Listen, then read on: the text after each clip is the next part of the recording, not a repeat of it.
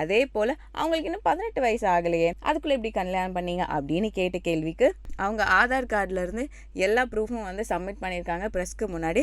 அதே போல் 18 வயசு கீழே இருந்தால் எப்படி ரெஜிஸ்டர் மேரேஜ் பண்ண விடுவாங்க, நாங்கள் ஆன்லைனில் கேஸ்மார்ட்டுங்கிற ஆப்பில் வச்சு ரெஜிஸ்டர் பண்ணிட்டோம், எங்களோட கல்யாணத்தை வந்து நாங்கள் பதிவு பண்ணிட்டோம் அப்படின்னும் சொல்லியிருக்காங்க. மோனாலிசா போஸ்லேக்கு 18 வயசு தாண்டிடுச்சு, 2008 பிறந்தாச்சு, இவங்களுக்கு ஜனவரி தான் பர்த்டே. ஸோ அதனால் அவங்க 18 வயசு கீழே இல்லை அப்படிங்கிறதையும் சொல்லியிருக்காங்க. அதே போல் இவங்களோட லவ் ஸ்டோரியும் சொல்லியிருக்காங்க.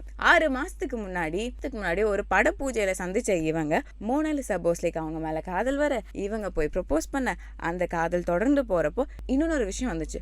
மோனாலிசா போஸ்லே வந்து வீட்டை விட்டு ஓடி வந்துட்டாங்க, அவங்க அப்பா அம்மா ஒத்துக்கல இப்படிங்கிற விஷயம்லாம் வந்துச்சு. இதுக்கும் ஒரு ஃபுல் ஸ்டாப் வச்சுருந்துருக்காங்க. நாங்கள் வந்து வீட்டை விட்டுலாம் ஓடி வரல, மோனாவோட அப்பாவும் எங்கள் கூட தான் வந்திருக்காரு, அதுவும் இல்லாமல் 2 நாளுக்கு முன்னாடி அவங்களுக்கு கல்யாணம் நடக்கிறதா இருந்துச்சு. மோனாலிசா போஸ்லேக்கு அவங்க ஃபேமிலி அவங்களோட ரிலேட்டிவ் கூட கல்யாணம் பண்ணி வைக்கிறதா முடிவு பண்ணியிருக்காங்க. அப்படி இருந்தால் அவங்கள கல்யாணம் பண்ணிக்க விட மாட்டாங்க, அவங்களோட பாய் ஃப்ரெண்டை கரம் பிடிக்க விட மாட்டாங்கிற ஒரே ரீசனுக்காக அவங்க கேரளா வந்து கல்யாணம் பண்ணியிருந்திருக்காங்க.